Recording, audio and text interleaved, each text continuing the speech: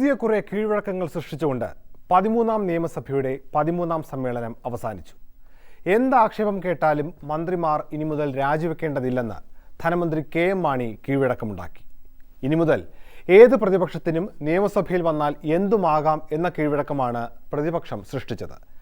അംഗങ്ങൾ ചട്ടവും കീഴ്വഴക്കവും ലംഘിച്ചാൽ സ്പീക്കർക്കും അതാകാം എന്നതാണ് മറ്റൊരു കീഴ്വഴക്കം. പുതിയ കീഴ്വഴക്കങ്ങൾ ഒന്നുമില്ലാതെ തിരുവാതിര ആരംഭിക്കുന്നു. ഏവർക്കും സ്വാഗതം. നല്ല സമ്മേളനമാണെങ്കിൽ അധികം ദിവസമൊന്നും സമ്മേളിക്കേണ്ട കാര്യമില്ല. നമ്മുടെ കേരള നിയമസഭ പോലെ ഒരു നിയമസഭയുടെ 5 കൊല്ലത്തെ കാലയളവിൽ സാധാരണ സംഭവിക്കുന്നതും അതിലപ്പുറവും ഈ ഒരൊറ്റ സമ്മേളനത്തിൽ നടന്നു.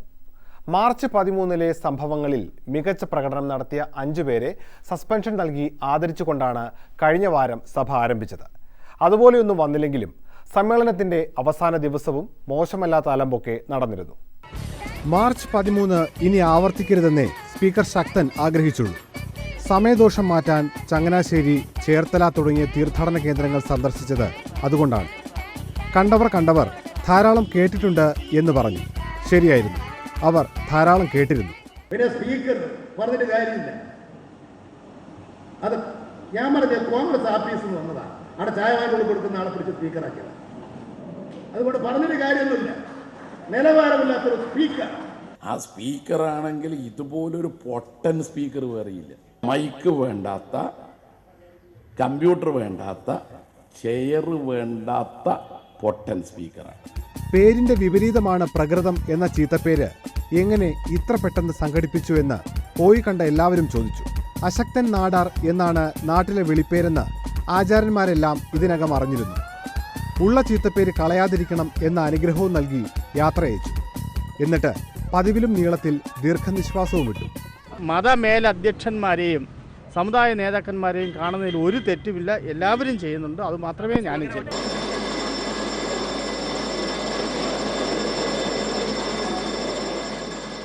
ബെല്ലടിച്ചപ്പോൾ നേരെ നടന്ന് സീറ്റിലെത്താനായത് തന്നെ മഹാഭാഗ്യമെന്ന് സ്പീക്കർ കരുതി.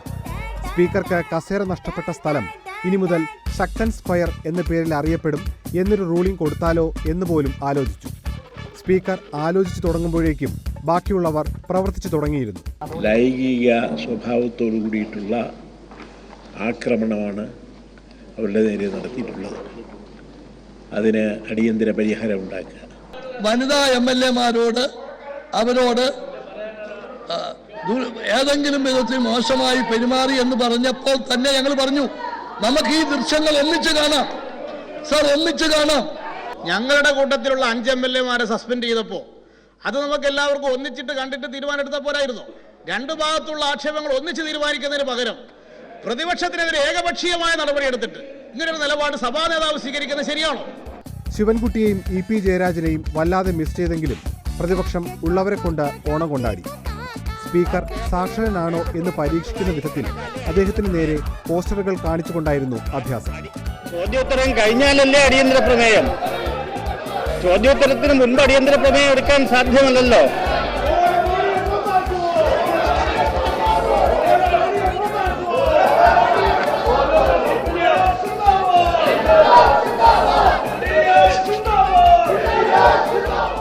തുടർന്ന് പ്രവചിക്കപ്പെട്ട സമ്മേളനത്തിന്റെ പുരാവൃത്തം എന്ന നാടകം അരങ്ങേറി. സമ്മേളന പരിപാടി അവസാനിപ്പിക്കുന്നതായി പ്രഖ്യാപിച്ച ശേഷം മാസങ്ങൾക്ക് മുമ്പ് ശിവൻകുട്ടി പറഞ്ഞ കാര്യം സ്പീക്കർ ഓർത്തിരിക്കണം. സഭയുടെ കാര്യത്തിൽ ഇന്നത് സത്യമായിരിക്കുന്നു. നിയമസഭയ്ക്ക് മുന്നിൽ വീണ്ടും നായ്ക്കൂട്ടത്തിന്റെ ആക്രമണം കടിച്ചത് പോലീസിന് 2000-ഓളം വരുന്ന പട്ടികൾ നമ്മുടെ ഈ നിയമസഭയ്ക്കകത്തും പുറത്തുമുണ്ട് ഉണ്ട് സാർ. നിയമസഭാ വളപ്പിൽ ബഹുമാനപ്പെട്ട സ്പീക്കർ, ഈ നിയമസഭാ വളപ്പിൽ മുഴുവൻ തെരുവുനായ്ക്കളാണ്.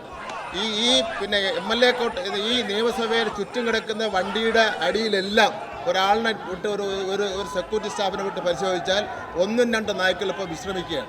ഈ 5 മണി മുതൽ 7 മണി വരെ എന്ന് പറഞ്ഞാൽ ഇതിനൊരു ഗ്യാങ് ലീഡറുണ്ട്. ഒരു 20 പേരുള്ള ഒരു ഗ്യാങ് ആയിരിക്കും. ആ ഗ്യാങ് ലീഡർ എന്ന് പറഞ്ഞാൽ ഒരു കുട്ടിയാനയുടെ അത്ര ഉണ്ടാവും. അവനായിരിക്കും ആ ഗ്യാങ് ലീഡർ എന്ന് പറയുന്നത്. നിയമസഭയ്ക്ക് MLA-മാർക്ക് നിവർത്തിയില്ല. ഇതാകെ ഒരു അലങ്കോല വളരെ ഭീഷണിയായിട്ടുള്ള ഒരു സ്ഥിതിവിശേഷം ഇതിൽ വന്നിരിക്കുകയാണ്. വന്ന വഴി മറന്നവരാണ് പ്രതിപക്ഷ MLA-മാർ എന്ന ആരോപണം തെറ്റാണെന്ന് തെളിയിച്ചുകൊണ്ട് എല്ലാവരും പടിയിറങ്ങി പെരുവഴിയിലേക്ക്. ബഹളത്തിനിടയിൽ ലാഡു അടിച്ചുകൊണ്ട് ലഡു അടിച്ചുകൊണ്ട് പാസാക്കി എന്ന് അവകാശപ്പെടുന്ന ബഡ്ജറ്റ് റദ്ദാക്കുക. കോഴ പറ്റുക, നികുതി കുറച്ചു കൊടുക്കുക, കോഴ പറ്റുക, നികുതി കുറച്ചു കൊടുക്കുക എന്ന സമ്പ്രദായം ഈ കേരളത്തിൽ ഇനി ഒരു കാലത്തും നടപ്പിലാക്കാൻ സാധ്യമല്ല. കഴിയുന്നു, സഭ പിരിയുന്നു എന്ന് സഭാ നേതാവിനും സ്പീക്കർക്കും പറയേണ്ടി വന്നു. കസേരമറിക്കലും കടിയും ലഡു വിതരണവും വരെ എത്തിയ സമ്മേളനത്തിൽ VS അച്യുതാനന്ദൻ ഉൾപ്പെടെയുള്ള യുവനിര നന്നായി ശോഭിച്ചു.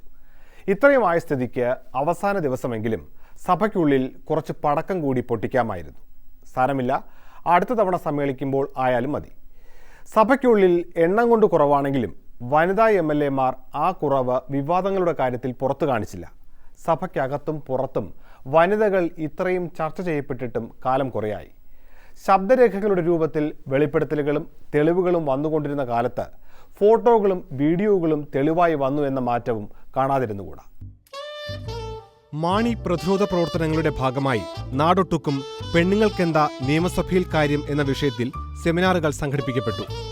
വനിതകൾ സമരങ്ങളുടെ മുൻനിരയിൽ വരാൻ പാടില്ലെന്നാവശ്യപ്പെട്ട് UDF-ഉം കോൺഗ്രസും പ്രമേയങ്ങൾ പാസാക്കി. ഈ സമയത്ത് ഡൽഹിയിൽ ഭൂമി ഏറ്റെടുക്കൽ ബില്ലിനെതിരെ ഒരു വനിത മുൻനിരയിൽ നിന്ന് സമരം നയിക്കുന്നുണ്ടായിരുന്നു. പക്ഷേ ഈ മാർക്സിസ്റ്റ് വനിതകളുണ്ടല്ലോ, അവർക്കൊരു പ്രത്യേക മുമ്പിൽ കൊണ്ടുവന്ന് ഇരുത്തിയപ്പോഴത്തേക്ക് യഥാർത്ഥത്തിൽ ഞാൻ തളർന്നുപോയി. വേറെ വല്ലതാണെങ്കിൽ വന്നാൽ കയറി പിടിക്കാം, ഇവരെല്ലാം തൊട്ടുപോയെങ്കിൽ പിന്നെ സ്ത്രീ പീഡനമാണ്. മാണിയെ ചെറുക്കാനെന്ന പോലെ UDF പ്രചാരണത്തെ ചെറുക്കാനും പ്രതിപക്ഷം വനിതകളെ മുൻനിരയിൽ നിർത്തി. ജമീല പ്രകാശം തിരുവനന്തപുരത്ത് തെരഞ്ഞെടുത്ത നിയമസഭാ ഫോട്ടോഗ്രാഫുകളുടെ പ്രദർശനം സംഘടിപ്പിച്ചു. വിൽപ്പനയുണ്ടായിരുന്നില്ല. ഫ്രെയിമിൽ നിന്ന് മന്ത്രി K. ബാബുവിനെ ഒഴിവാക്കി പടമെടുത്ത ഫോട്ടോഗ്രാഫർമാർക്ക് നന്ദി രേഖപ്പെടുത്തിക്കൊണ്ടാണ് പ്രദർശനം ആരംഭിച്ചത്. തട്ടിയും മുട്ടിയും എന്ന് പേരിട്ടിരുന്ന പ്രദർശനത്തിൽ നിയമസഭയിലെ സീറ്റുകളുടെ എണ്ണത്തിനൊപ്പിച്ച് 141 ചിത്രങ്ങളാണ് ഉണ്ടായിരുന്നത്.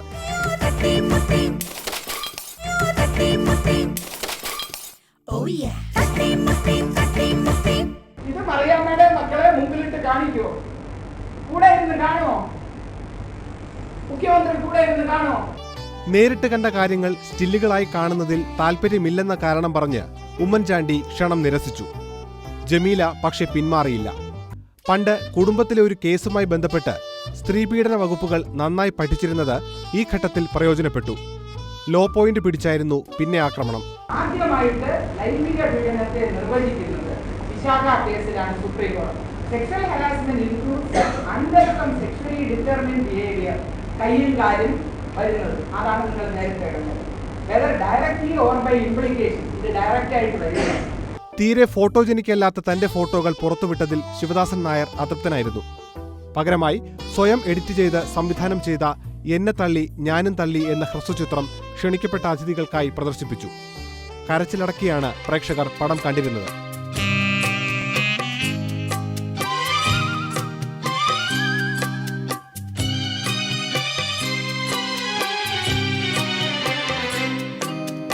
മുഴുവൻ കടിയും കൊണ്ടതിന് ശേഷവും ഞാൻ കമാന്നൊരക്ഷരം എൻ്റെ നാക്കിൽ നിന്ന് വന്നില്ല. എൻ്റെ കൈകൊണ്ട് തിരിച്ച് ഒരു ആക്ഷനും എൻ്റെ ഭാഗത്തു നിന്നുണ്ടായില്ല. ഇതിൽ കൂടുതൽ മനസ്സംയമനം വേറെ ആർക്കും പാലിക്കാൻ കഴിയില്ല. വീഡിയോയിൽ ഇടയ്ക്കിടയ്ക്ക് ബ്ലാങ്ക് വരുന്നതിനെ ചോദ്യം ചെയ്തവരോട് അത് സംവിധായകന്റെ ആവിഷ്കാര സ്വാതന്ത്ര്യമാണ് എന്നായിരുന്നു MLA-യുടെ മറുപടി. ജമീലയുടെ കടി കിട്ടിയ പാട് തുണിയഴിച്ച് കാണിച്ചു നടന്ന കാരണം ചിത്രം തയ്യാറാക്കാൻ ആവശ്യത്തിന് സമയം കിട്ടിയില്ലെന്നും അദ്ദേഹം അറിയിച്ചു. കടിപ്രദേശം പൂർവ്വസ്ഥിതി പ്രാപിച്ചെങ്കിലും വേദന തുടരുകയാണെന്നും അദ്ദേഹം പറഞ്ഞു. വേദന ഉണ്ടായിട്ടും മനസ്സംയമനം പാലിച്ചതിന് ജീവിതം മുഴുവൻ ദുഃഖം അനുഭവിച്ച കർണൻ നമ്മുടെ മുമ്പിലുണ്ട്. ഇപ്പോൾ ആ മനസ്സംയമനം പാലിച്ചതിന് ഞാൻ ഒരുപാട് കേൾക്കുകയാണ്. തുടർന്ന് മാർച്ച് 13-ന് ശേഷം തനിക്ക് ഹോട്ടലുകളിൽ നിന്ന് ചായ മാത്രമേ കിട്ടുന്നുള്ളൂ എന്ന് നായർ പരാതി പറഞ്ഞു. കടി ചോദിച്ചാൽ അത് നിയമസഭയിൽ നിന്ന് ആവശ്യത്തിന് കിട്ടിയല്ലോ എന്നാണത്രേ ഹോട്ടലുകാരുടെ മറുപടി. ഇതിഹാസങ്ങളെ എന്തുകൊണ്ട് അങ്ങനെ വിളിക്കുന്നു എന്ന ചോദ്യത്തിനും ഈ കാലം ഉത്തരം നൽകി. ഇതിഹാസങ്ങളിലെ കഥാപാത്രങ്ങൾ അതേ സ്വഭാവങ്ങളോടെ ഇപ്പോഴും ജീവിച്ചിരിക്കുന്നു എന്നതാണ് ഈ സമ്മേളനകാലം തെളിയിച്ചത്. ചില കഥാസന്ദർഭങ്ങളും. രംഗം പാഞ്ചാലി വസ്ത്രാക്ഷേപം. മാണിസാറിനെ തടയാൻ ആണുങ്ങൾക്ക് കഴിയില്ല എന്ന് ബോധ്യമായത് കൊണ്ട് നിയമസഭയിലെ 6-7 ശകുനിമാരെ രംഗത്തിറക്കി. ശകുനിമാരുടെ അന്ത്യം എന്താണെന്ന് പറയുന്നില്ല. ആ ശകുനിമാർ വന്നപ്പോൾ ഞങ്ങൾക്ക് അങ്ങനെ അങ്ങ് നിയന്ത്രിക്കാൻ പറ്റിയില്ല.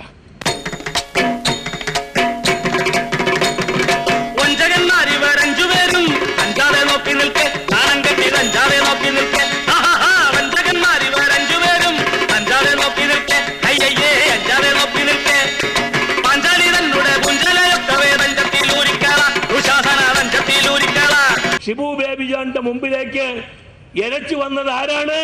ഇല്ല, ഐരാവതം വരും പോലെയാണ് ബിജിമോള് കയറി വന്നത്. ഐരാവതം വന്നാൽ എന്ത് ചെയ്യാൻ പറ്റും? ഐരാവതം വന്നാൽ ചെയ്യാൻ പറ്റുന്നത് അവിടെ ഷിബു ബേബി ജോണിനെ കൊണ്ട് ചെയ്തു.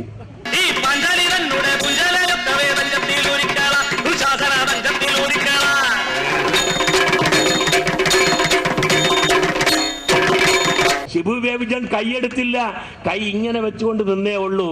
പ്രേമസല്ലാപത്തിൽ മുഴുകി ബിജി മോള് ഷിബുവിന്റെ കൂടെ ഒതുങ്ങി നിന്നതല്ലാതെ സമ്മർദ്ദം ചെലുത്തിയില്ല. നിങ്ങൾ കണ്ടതാണ്, അതൊന്നും മോർഫ് ചെയ്യാൻ പറ്റൂല. ഷിബു ബേബി ജോണിന്റെ കൈ അനങ്ങിയിട്ടില്ല. ഒന്നും കഴിഞ്ഞിട്ടില്ല. നിയമസഭാ ഡയറി തുടരും. ഇടവേള കഴിഞ്ഞു. കഴക്കൂട്ടത്തെ വാഹിദിന് പറ്റിയൊരു പങ്കാളിയെ കിട്ടിയത് കോഴിക്കോട് നിന്നാണ്. വായയ്ക്ക് വയറിളക്കം പിടിച്ച അബു DCC പ്രസിഡന്റാണ് എന്നതിൽ ആ പാർട്ടിക്ക് നന്നായി അഭിമാനിക്കാം.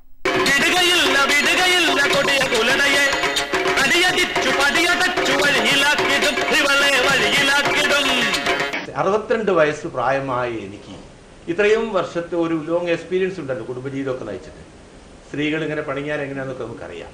അവരെ മുഖത്ത് പരിഭവം കണ്ടാൽ നമുക്ക് മനസ്സിലാക്കാനുള്ള ഒരു അനുഭവിക്കാനൊക്കെ എനിക്കുണ്ട്. എനിക്കും തോന്നി രണ്ടുപേരും തീർച്ചയായും അതൊരു എൻജോയ് ചെയ്തപോലെ ഒരു പരാതിയും വിജിമോൾക്ക് ഉണ്ടാകാൻ സാധ്യതയില്ല. ശരിക്കും എനിക്ക് അങ്ങനെയാണ് തോന്നിയിട്ടുള്ളത്.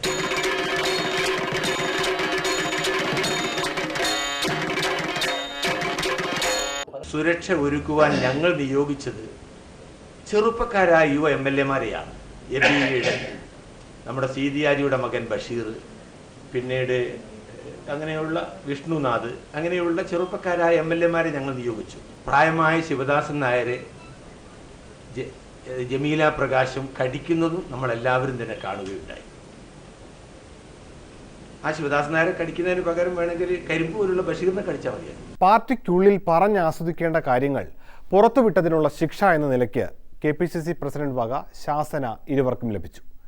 സാധാരണ നാട്ടിൽ എന്ത് വൃത്തികേട് നടന്നാലും അതിൻ്റെ ഉത്തരവാദിത്തം അഭിമാനത്തോടെ ഏറ്റെടുക്കാറുള്ള മുഖ്യമന്ത്രിയും ഇക്കാര്യത്തിൽ പതിവ് തെറ്റിച്ച് ദുശാസനന്മാരെ തള്ളിപ്പറഞ്ഞു.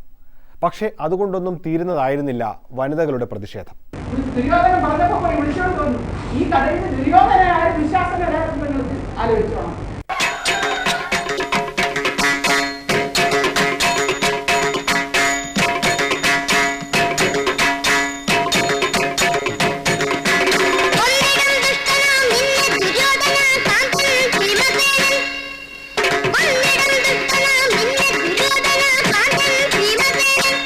ഇന്നാറാണെങ്കിൽ അടുത്ത നിയമസഭാ തെരഞ്ഞെടുപ്പിൽ പ്രതിപക്ഷത്തിന്, ഇടതുപക്ഷത്തിന് അടുത്ത നിയമസഭാ തെരഞ്ഞെടുപ്പിൽ ഇതിന്റെ 5 ഇരട്ടി MLA-മാർ കേരളത്തിലെ ജനങ്ങൾ വനിതാ MLA-മാരെ സമ്മാനിക്കും.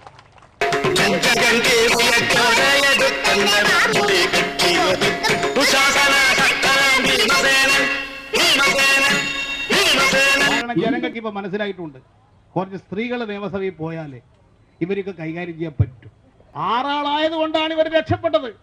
നിങ്ങളൊന്ന് ആലോചിച്ച് നോക്കൂ, ഒരു 30 സ്ത്രീ MLA-മാർ നമ്മുടെ കൂടെ ഉണ്ടായിരുന്നെങ്കിൽ ഇവന് പുറത്തിറങ്ങാൻ പറ്റുമോ? സ്ത്രീവിരുദ്ധ നരാധവന്മാരെ കയ്യാമം വെച്ച് തെരുവിൽ നടത്താൻ മുഖ്യമന്ത്രിയായിരുന്നപ്പോൾ കഴിയാതെ പോയെങ്കിലും VS തന്നെയാണ് ഇത്തവണയും വനിതകളുടെ സുഹൃത്തും വഴികാട്ടിയുമായി രംഗത്ത് വന്നത്.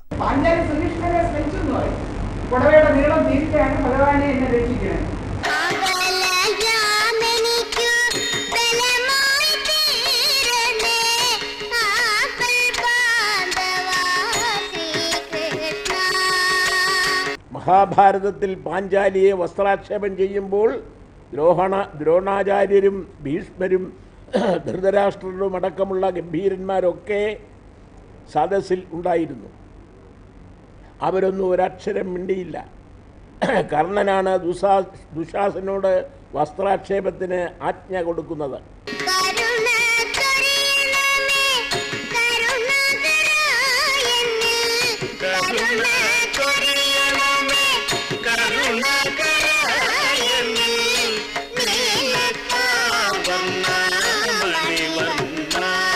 ചില ദുശാസനന്മാർ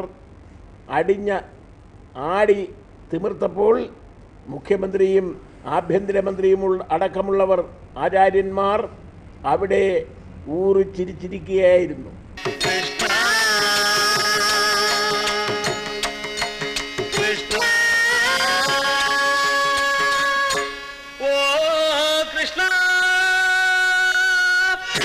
ദുശാസനാണ് മഹാഭാരതത്തിലുണ്ടായ ദയനീയമായ അന്ത്യം ഓർമ്മിപ്പിക്കുക മാത്രമാണ് ചെയ്തത്.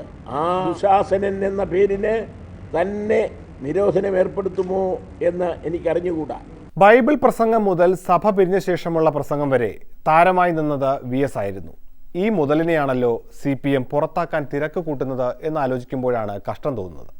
VSന്റെ ഷോ ഇത്തവണ രാജ്ഭവൻ വരെ നീണ്ടു.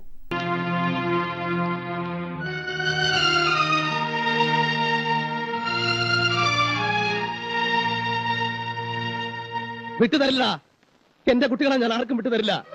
എന്റെ എല്ലാമാണ് അവരില്ലാണ്ട് ഒരു നിമിഷം പോലും ഞാൻ കഴിഞ്ഞിട്ടില്ല. അവരില്ലാണ്ട് ഒരു ജീവിതം എനിക്കില്ല. ഒരുപാട് തവണ ഞാൻ തഹിച്ചു.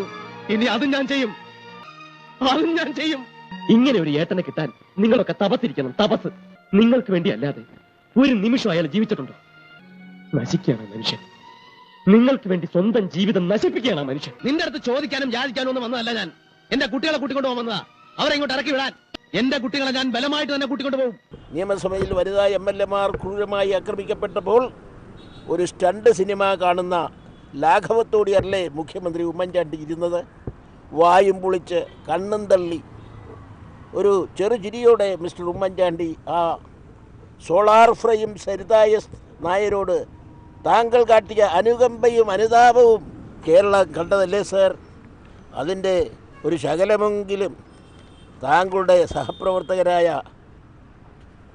വനിതാ MLA-മാരോട് കാട്ടാമായിരുന്നില്ലേ? VSനെ പോലെ സമ്മേളനത്തിൽ ഇത്രയധികം അലിഞ്ഞു ചേർന്ന മറ്റൊരു സഭാംഗം ഇല്ലായിരുന്നു എന്നതിന് ഒരു തെളിവ് കൂടി തരാം. എപ്പോഴും സഭയിലാണ് എന്ന ഓർമ്മയിൽ VS ഇപ്പോൾ പുറത്ത് സംസാരിക്കുന്നത് പോലും സഭാ ചട്ടം അനുസരിച്ചാണ്. സാർ വിളി കൂടാതെ ഒരു വർത്തമാനമില്ല. രാജ്ഭവന്റെ മുന്നിൽ ആരെയാണെന്നറിയില്ല അദ്ദേഹം സാർ എന്ന് ആവർത്തിച്ച് വിളിച്ചത്. സാർ, വനിതാ MLA-മാരെ ആക്രമിച്ചതിന് ശേഷം സാർ ആരായിരുന്നു സാർ ആ മാർച്ച് നയിച്ചത്? അണിനിരുന്നത് എങ്ങനെയാണ് സാർ കാണുന്നത്? ഉമ്മൻചാണ്ടിക്കും കൂട്ടർക്കും വല്ല എതിർപ്പും ഉണ്ടോ സാർ? ഭജനപ്പാട്ട് നടത്തുന്ന ഉമ്മൻചാണ്ടിക്ക് നാണമില്ലേ സാർ വനിതാ MLA-മാരെ ചാവേറുകൾ എന്ന് വിളിക്കാൻ? Sir, shame sir. താങ്കൾ കാട്ടിയ അനുകമ്പയും അനുതാപവും കേരളം കണ്ടതല്ലേ സാർ? എങ്ങനെ കാട്ടാനാണ് സാർ? അരുത് എന്നൊരു വാക്ക് പറയാമായിരുന്നില്ലേ സാർ? നിശ്ചേതനായി നിൽക്കുമോ സാർ? എന്താണ് സാർ? അരക്കില്ലൻ ചതി വീട് എന്നാണ് സാർ. നിയമസഭയിൽ അധിക്ഷേപിച്ചത് പോരാഞ്ഞിട്ടാണോ?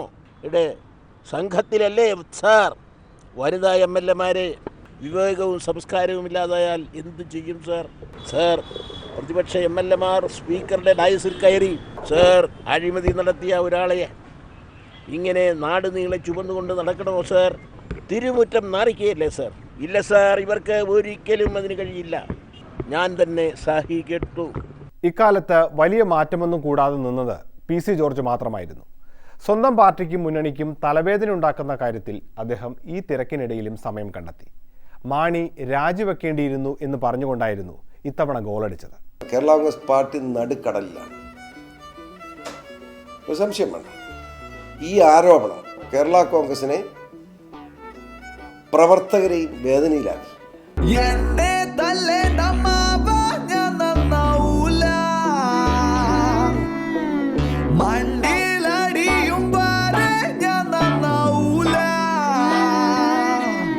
അതായത് കേരള കോൺഗ്രസ് സംസ്കാരത്തിൽ എന്താണെന്ന് വെച്ചത് വ്യക്തിയാധിഷ്ഠിതമാണ് പാർട്ടി എപ്പോഴും. വിപ്ലവമൊക്കെ പ്രസംഗത്തിലുണ്ട്. ഇത് ലയിച്ച് ഒന്നായോ എന്ന് വെച്ചാൽ ഒന്നായി. പക്ഷേ ചർച്ചകളെല്ലാം രണ്ടായിട്ടാണ്, ജോസഫ് മാണി എന്ന നിലയിലാണ്.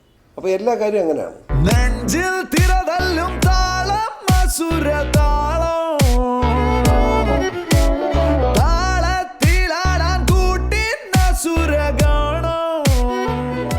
ഞങ്ങളുടെ പാർട്ടി കമ്മിറ്റി കൂടുമ്പോൾ ഒരു 50% പേരെങ്കിലും എങ്ങനെ നേതാക്കന്മാർ മണിയടിക്കാമെന്ന് ചോദിക്കുന്നു. അല്ലാതെ നേതാക്കന്മാരുടെ മനസ്സെന്താണെന്ന് അറിഞ്ഞ അഭിപ്രായം പറഞ്ഞു, അതല്ലാതെ വ്യക്തമായ അഭിപ്രായം പറയാനില്ല. ജനങ്ങളെ അറിയിക്കേണ്ട കാര്യം അറിയിക്കേണ്ട സമയത്ത് അറിയിക്കാതിരിക്കുന്നു എന്നതാണ് കേരള കോൺഗ്രസ് പാർട്ടിയുടെ അപജയം.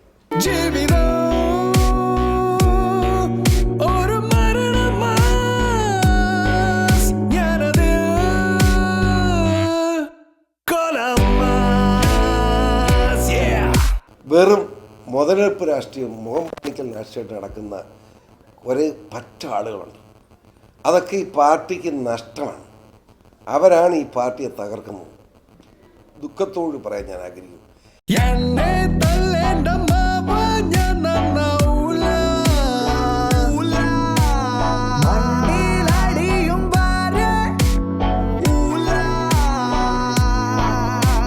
എന്താകും ഇനിയുള്ള ആഴ്ചകൾ എന്ന കാര്യത്തിൽ ഒരു പിടിയും തരാതെയാണ് ഈ ആഴ്ച കടന്നു പോകുന്നത്. കാത്തിരിക്കാം. തിരുവാതിരയ്ക്ക് വേണ്ടിയും കാത്തിരിക്കുക. വീണ്ടും കാണും വരെ നന്ദി, നമസ്കാരം. തിരുവാതിരയുടെ മുൻ എപ്പിസോഡുകൾ മനോരമ ന്യൂസ് .com യൂട്യൂബിലുമുണ്ട്. വീണ്ടും കാണും വരെ നന്ദി, നമസ്കാരം.